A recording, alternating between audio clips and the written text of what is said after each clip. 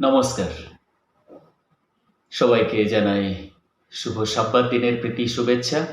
আর সেই সঙ্গে আমি ধন্যবাদ জানাই আমার সর্বশক্তিমান ঈশ্বরকে, যিনি এই সুন্দর একটি সুযোগ করে দিয়েছেন আপনাদের মাঝে আসার জন্য, প্রভুর বাক্য নিয়ে আসার জন্য।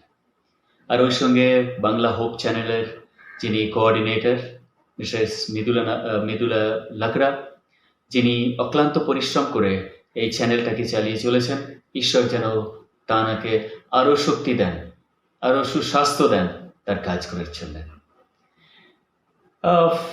আসুন আমরা প্রার্থনা করি ঈশ্বরের বাক্য পরিবেশন করার আগে।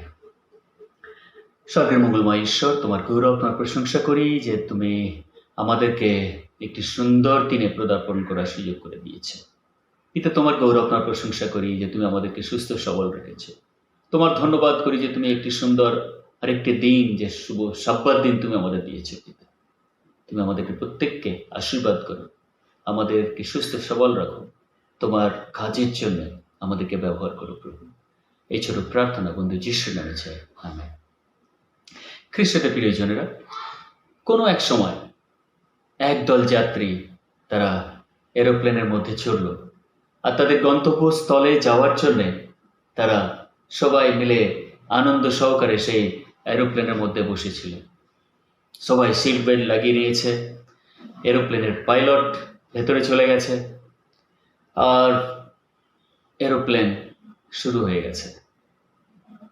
আর যখন এরোপ্লেন মধ্য আকাশ থেকে যাচ্ছে, আর সেই সময় হঠাৎ করে এরোপ্লেনের যান্ত্রিক গোলযোগ দেখা দিল, কিছু একটা ডিস্টারবেন্স দেখা দিল সে এরোপ্লেনের মধ্যে, আর যার জন্যে এরোপ্লেনটা তার নিয়ন্ত্রণ হারিয়ে একটা অ্যাবনর্মাল ব্যবহার করতে শুরু করলো। আর সবাই যাত্রীরা খুব ভয় আতঙ্কিত হয়ে গেল। চিল্লি চারিদিকে, কেউ কাঁদছে, কেউ ফোন করার জন্য চেষ্টা করছে নিজের আত্মীয় স্বজনকে জানাবার জন্য যে আমরা বিপদগ্রস্ত, হয়তো আমরা বাঁচব কি না। প্রিয়জনেরা, সেই এরোপ্লেনের মধ্যে ছিল একটা ছোট বাচ্চা অবশ্য। আর সেই ছোট বাচ্চাটা কিন্তু সবকিছু উপেক্ষা করে চুপচাপ তার সিটের উপরে বসে একটা কিছু তো একটা দেখছিল চুপচাপ। তার মধ্যে কোনো প্রতিক্রিয়া দেখা গেল না। না সে ভয় পেল, না সে চিৎকার করলো, না সে চিল্লালো বাবা মা করলো। চুপচাপ আপন মনে নিজের কাজ সে একদম, তাকে দেখলে মনে হয় না যে সে একটা প্রবলেমের মধ্যে আছে, একটা সমস্যার মধ্যে দিয়ে আছে। আর কিছুক্ষণের সময়ের মধ্যে যে পাইলট তার যে অভিজ্ঞতা দিয়ে তিনি আবার সেই এরোপ্লেনটাকে নিয়ন্ত্রণের মধ্যে দিয়ে আনলেন। আর কিছুক্ষণের সময় সে ল্যান্ড করলো। আর যখন ল্যান্ড করলো, সবাই দৌড়ে এসছে এরোপ্লেনের কাছে। সমস্ত যাত্রীদের মধ্যে যে তাদের চেহারায় যে একটা আনন্দের যে একটা প্রকাশ, যে তারা বেঁচে এসেছে। আর সেই সঙ্গে তারা নজর দিতে ভুলে যায়নি সেই ছোট মেয়েটার প্রতি, ছোট বাচ্চার প্রতি। আর তারা সঙ্গে সঙ্গে তাকে এসকর্ট করে নিয়ে গেল তাদের কনফারেন্স হল। আর তাকে জিজ্ঞাসা করলো, হ্যাঁ মা, তুমি কি কোনো রকম তোমার ভয় লাগেনি যখন সে এরোপ্লেনটা এরকম একটা খারাপ আচরণ করছিল, যে এদিক ওদিক করছিল, তোমার মধ্যে কোনো ভয় ছিল না? আর সে তখন দৃঢ় স্বরে বলল, ভয় কিসের, আমার বাবা ছিল পাইলট, আর আমি জানি আমার বাবা একদম নিরাপদে সেই এরোপ্লেনটাকে তিনি গন্তব্যস্থলে তিনি টেক অফ করবেন। আর এই উত্তর শুনে সবাই হকচকিত হয়ে গেল। খ্রিস্টতে প্রিয়জনেরা, আমরাও জীবন্ত ঈশ্বরের সন্তান, আমরা সেই সর্বশক্তিমান ঈশ্বরের সন্তান। আমাদের বিশ্বাস, আমাদের আস্থা সব সময় প্রত্যেকটা মুহূর্তে সে ঈশ্বরের উপরে। আমাদের আস্থা কিন্তু কোনো রকম অন্যরকম ভগবানের উপরে নেই। আমরা ভালো করে জানি যে আমাদের প্রভু যীশু খ্রিস্ট, যিনি আমাদের সদা সর্বদা আমাদের কথা চিন্তা করেন। আমরা যদি দেখি যে গীত সংহিতা তার 23 অধ্যায় 4 পদ, সেখানে কি বলে, যখন আমি মৃত্যুর ছায়ার উপত্যকা দিয়ে গমন করিব, তখন অমঙ্গলের ভয় করিব না, কেননা তুমি আমার সঙ্গে সঙ্গে আছো। যখন আমি মৃত্যুর ছায়ার উপত্যকা দিয়ে গমন করিব, তখন আমি অমঙ্গলের ভয় করিব না, কারণ সর্বশক্তিমান ঈশ্বর তুমি আমার সঙ্গে সঙ্গে আছো। খ্রিস্টতে প্রিয়জন, কিন্তু দুঃখের বিষয় এই যে আমরা প্রভু যীশুকে, আমাদের সেই সর্বশক্তিমান ঈশ্বরকে আমরা এত ভালোভাবে জানি, তবুও অনেক সময় অনেক সমস্যার সম্মুখীন হলে আর আমরা নিজেদেরকে কোয়েশ্চেন করি, সত্যি কি ঈশ্বর আমাকে ভালোবাসেন? হয়তো ঈশ্বর আমাকে ভুলে গেছেন, হয়তো আমার ঈশ্বর আমার প্রতি অসন্তুষ্ট, আর তিনি আমাকে উত্তর দিচ্ছেন না। সাধু দাউদ, সে যখন ছোটবেলায় ঘরের মেষগুলো নিয়ে চড়াতো, আর সেই সময় তার নজর ছিল সেই প্রত্যেকটা মেষের উপরে, যেন একটাও মেষ ক্ষতিগ্রস্ত না হয়, আর সেটাই ছিল তার উদ্দেশ্য। আর সেই সঙ্গে সে বিনা নিয়ে গান করত, প্রভু যীশুর প্রশংসা করত, প্রভু যিশুর আরাধনা করত সদা সর্বদা। সে তাতে আনন্দ উপভোগ করত যে প্রভু যিশুর আরাধনায় কত আনন্দ। কিন্তু আজকে আমরা যদি যুবক যুবতীদের আমরা দেখি, তারা সেকুলার গান শুনছে, আর শনিবার আসলে চার্চে গিয়ে আরাধনাও করছে। আর যেই আরাধনা শেষ হয়ে গেল, আবার জাগতিক গানও শুনতে তারা ভালোবাসে। ঈশ্বর সেরকম ধরনের আস্থা আমাদের তার উপরে রাখতে বলেননি। ঈশ্বর চান যেন আমরা তার ভক্ত দাসী, যেন তার উপরে সমস্ত রকম আস্থা আমরা রাখি, তার উপরে সম্পূর্ণভাবে বিশ্বাস করি। চাহে যত রকম বিপদ আসুক, যত রকম কঠিন সমস্যা আসুক, তার মধ্যে দিয়েও যেন আমরা ঈশ্বরের গৌরব করি। আর ঈশ্বর তিনি আমাদের ভালোবাসেন এরকম আচরণ। আজকে আমাদের ছোট ছোট ছেলেদের, চার্চের যুবক যুবতী, ইউথদের যদি জিজ্ঞাসা করা হয় ইসাহাক কে ছিল, তার স্ত্রী কে ছিল, কে তার জন্যে সেই কন্যা দেখতে গিয়েছিল, অনেক সময় তারা অ্যান্সার দিতে পারে না। কিন্তু যদি ওকে জিজ্ঞাসা করা হয় বলিউডের হিরো হিরোইন কোন সালে কোন মুভি রিলিজ করেছে, যদি এই মুভিটার হিরো হিরোইনকে, তারা ফটাফট অ্যান্সার দিয়ে দেয়। খ্রিস্টতে প্রিয়জনেরা, ঈশ্বর আমাদেরকে অনেক ভালোবাসেন। তিনি চান যেন আমরা মন প্রাণ অন্তঃকরণ দিয়ে তার গৌরব করি। আমরা দু নৌকায় পা দিয়ে স্বর্গরাজ্যে যেতে পারবো না। দু নৌকায় আমরা যদি নির্ভর করি তাহলে একদিন সময় আসবে যে আমরা অতল সমুদ্রে ডুবে যাব, তার মানে সেই স্বর্গরাজ্যে আমরা যেতে পারবো না। যদি স্বর্গরাজ্যে যেতে হয় তো আমাদের সর্বশক্তিমান ঈশ্বরের উপরে আমাদেরকে আস্থা রাখতে হবে সম্পূর্ণরূপে, না এদিক না ওদিক। বাইবেল বলছে তোমরা না উষ্ণ না শীতল, তোমরা নাতিশীতোষ্ণ। ঈশ্বর এরকম ধরনের আচরণকে, ঈশ্বর এরকম ধরনের বিশ্বাসকে তিনি গ্রহণ করেন না, তিনি ভালোবাসেন না। আর সাধু দাউদ যদি দেখি তার চরিত্র, তিনি যখন তার ভাইদের খোঁজ খবর নিতে যাচ্ছিলেন, আর পথের মধ্যেই তার দেখা হলো গলিয়াত, সেই দৈত্যকায় সে বীরের সঙ্গে। আর যখন সে চিল্লাচ্ছিল, সে ইসরায়েল জাতিকে তাচ্ছিল্য করছিল, তাদের ঈশ্বরকে তাচ্ছিল্য করছিল। বন্ধুগণ, দাউদ কিন্তু সহ্য করতে পারেনি। কিসের জন্য জানেন? এই নয় যে তারা সেই বীর, সেই গলিয়াত মানুষদেরকে তাচ্ছিল্য করছিল, সেটা নয়, কিন্তু গলিয়াত তাচ্ছিল্য করছিল সেই জীবন্ত ঈশ্বরকে, সেই সর্বশক্তিমান ঈশ্বরকে। দাউদ বলছে, সেই সর্বশক্তিমান ঈশ্বর যাকে আমি ভজনা করি, যার প্রশংসা করি, আর তিনি আমাকে সমস্ত রকম বিপদ থেকে আমাকে উদ্ধার করেছেন, আর এই কিনা সেই সর্বশক্তিমান ঈশ্বরের বিরুদ্ধে কথা বলে, এই কে? আর তখন তার মধ্যে একটা উত্তেজনা আসলো যে আমি একে মারব। আর গল্পে আমরা জানি অনেক চেষ্টা করার পরেও, তার ভাইরা তাকে বারণ করা সত্ত্বেও সে রাজার সঙ্গে দেখা করলো। ইনফ্যাক্ট রাজাও অস্বীকার করেছিল ইনিশিয়ালি, কিন্তু যখন সে বলল যে ঈশ্বর আমাকে হিংস্র জন্তু জানোয়ারের মুখ থেকে আমাকে উদ্ধার করেছে, সেই ঈশ্বর তিনি আমাকে উদ্ধার করবেন এবং এই জাতিকে উদ্ধার করবেন, আর ওই বীরকে, ওই গলিয়াতকে তিনি আমাকে মারার সুযোগ দেবেন। তখন শাউল কিন্তু অস্বীকার করতে পারল না। আর যখন সে গেল যুদ্ধে, আমরা জানি পরিণতি কি হয়েছিল। খ্রিস্টতে প্রিয়জনরা, ভেরি সিম্পল, যদি আমরা প্রভু যিশুতে আস্থা রাখি সবকিছু সম্ভব। প্রভু যিশুতে বিশ্বাস রাখুন। নো ম্যাটার আপনি অনেক সমস্যার মধ্যে দিয়ে গেছেন, নো ম্যাটার আপনি একটা চূড়ান্ত সমস্যার সম্মুখীন হয়েছেন, প্রভু যিশুতে আস্থা রাখুন। হয়তো তাৎক্ষণিক নয়, কিন্তু ভেরি সুন, খুব তাড়াতাড়ি ঈশ্বর আপনাকে অ্যান্সার দেবে, উত্তর দেবে আপনার সমস্ত সমস্যার। তিনি যদি চান নিমিষে তিনি শেষ করতে পারেন। সাধু দাউদ যখন সে ছোটবেলায় মনোনীত হয়েছিল, কিন্তু তাকে ওয়েট করতে হয়েছিল 14 বছর, কিন্তু সে আস্থা হারায়নি, বিশ্বাস হারায়নি প্রভু যিশুর উপর থেকে, সর্বশক্তিমান ঈশ্বর থেকে আস্থা হারায়নি। আমরা যদি দেখি যোসেফের কথা, সে ছোট ছিল, ইনোসেন্ট, একদম সিম্পল। যখন সে স্বপ্ন দেখল, আনন্দের সহিত দৌড়ে দৌড়ে তার ভাইদের কাছে বলতে গেল, কিন্তু তারা তাকে ঠাট্টা করেছিল, তাকে কুয়ার মধ্যে ফেলে দিয়েছিল।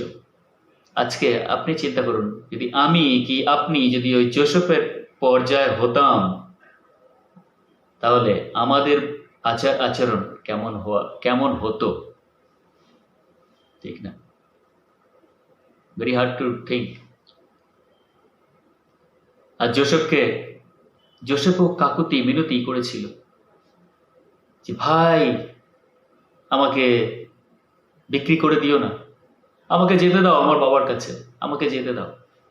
কিন্তু তারা শুনলো না, নির্মমভাবে তাকে বেছে দিল। আর সেখানে গিয়ে সেই ফ্যারো রাজার রাজত্বে সেখানে গিয়েও তার কিন্তু পরীক্ষার শেষ ছিল না, একের পর এক কিন্তু তার আস্থা ছিল আমার সর্বশক্তিমান ঈশ্বর, তিনি আমাকে ছেড়ে দেবেন না। যে ঈশ্বর প্রতিশ্রুতি দেন সেই ঈশ্বর সে প্রতিশ্রুতি ভুলে যান না। যে ঈশ্বর আপনাকে আশ্বাস দেন সেই ঈশ্বর আপনাকে ভুলে যান না। অনেক সময় আমরা তাকে ভুলে যাই, অনেক সময় আমরা তাকে ভুলে অনেক খারাপ কাজ করি, তার উপকার আমরা ভুলে যাই। জোসেফ কিন্তু একদম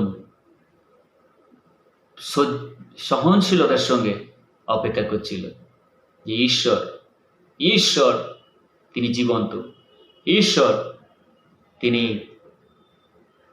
কখনো আমাকে ভুলতে পারেন না। আর সেটাই ছিল তার বাবা মার শিক্ষা তার উপরে। আজকে যদি আমরাও আমাদের বাচ্চাদের এরকম শিখাই, যেমন জোসেফ ছেড়ে দেয়নি প্রভু যিশুকে, জোসেফ ছেড়ে দেয়নি সে সর্বশক্তিমান ঈশ্বরকে এত সমস্যার মধ্যে দিয়েও, সেইভাবে আমাদেরকেও আস্থা, আমাদের বিশ্বাস, যতই সমস্যা আসুক না কেন, আমি তো মনে করি জোসেফের মতো সমস্যা বোধহয় আমাদের কারোর হয়নি এখন। আমরা যদি তুলনা করি ইয়োবের সঙ্গে, চিন্তা করুন, সে তো সৎ ছিল, তার কোনো অপরাধ ছিল না। প্রত্যেক সন্ধ্যায় সে প্রত্যেকটা মেম্বারকে নিয়ে ঈশ্বরে গৌরব করতো, তাদের জন্য ক্ষমা ভিক্ষা চাইতো, কি জানি আমার বাচ্চারা হয়তো কোনো পাপ করেছে।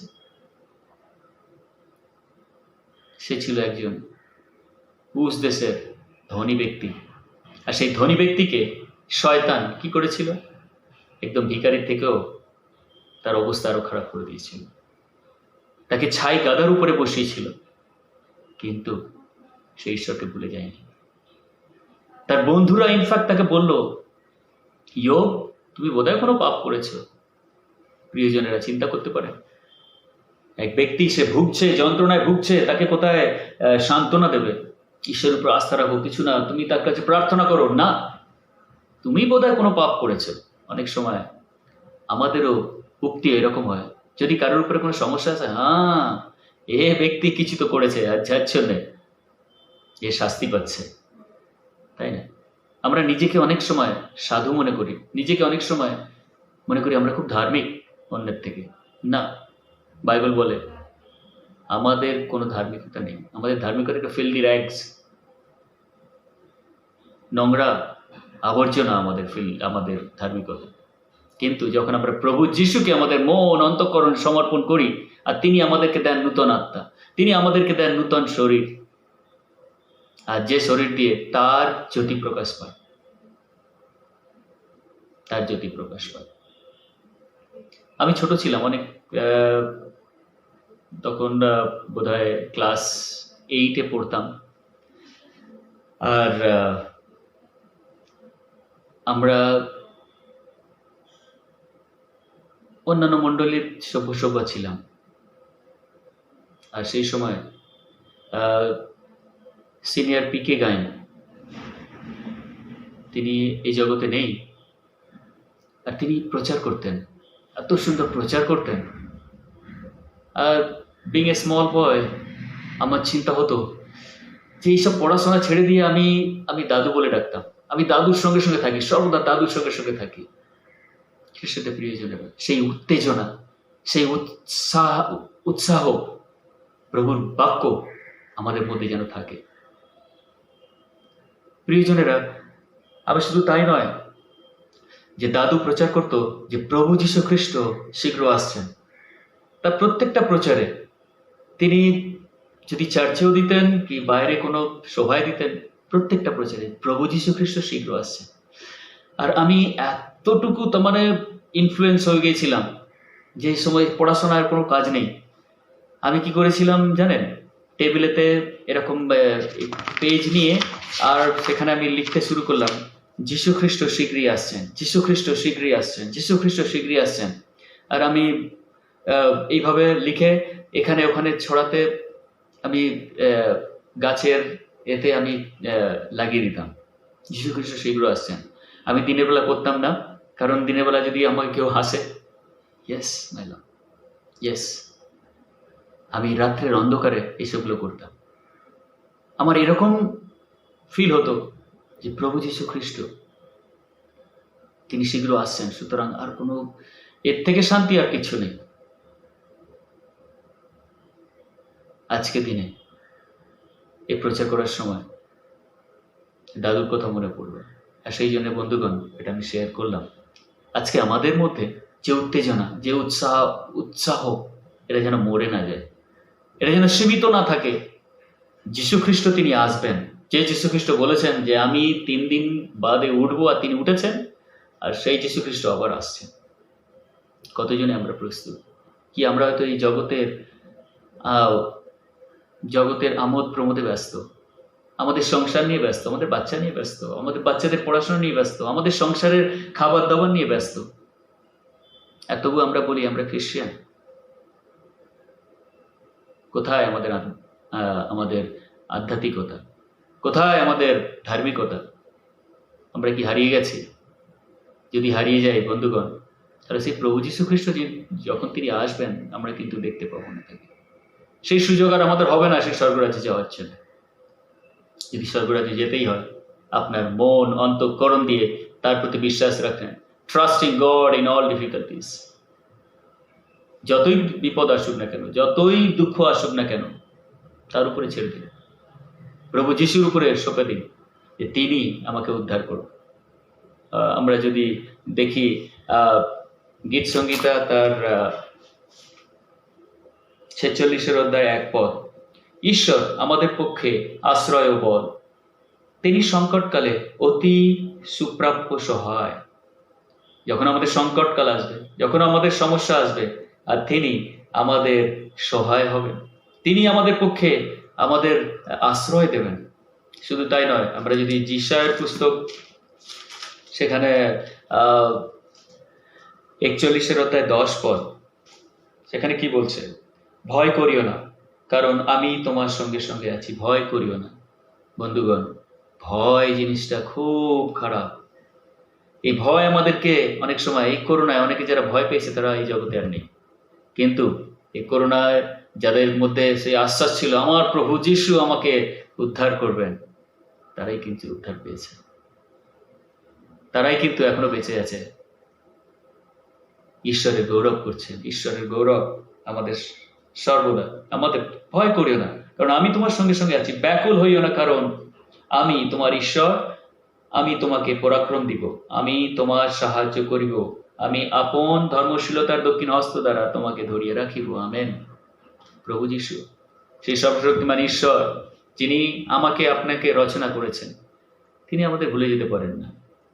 আমরা নিজেরাই তাকে ভুলে গিয়ে অনেক পাপ কাজে লিপ্ত হই, তার উপরে আস্থা রাখতে আমরা একদম ভুলে যাই। আমাদের যদি দাউদের মতো যদি আমাদের সমস্যা আসে, তাহলে আমরা কি সেই সৎ সাহস নিয়ে এগিয়ে যেতে পারি?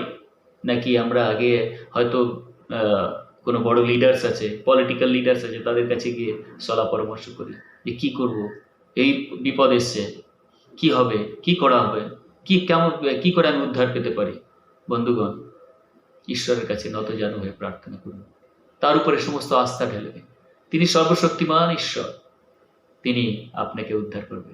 আজকের এই ছোট্ট মেসেজ, আমি এই মেসেজের মধ্যে দিয়ে আমি বলতে চাই, হয়তো আপনার জীবনকালে অনেক রকম বাধা বিপত্তি, অনেক রকম সমস্যা আসতে পারে।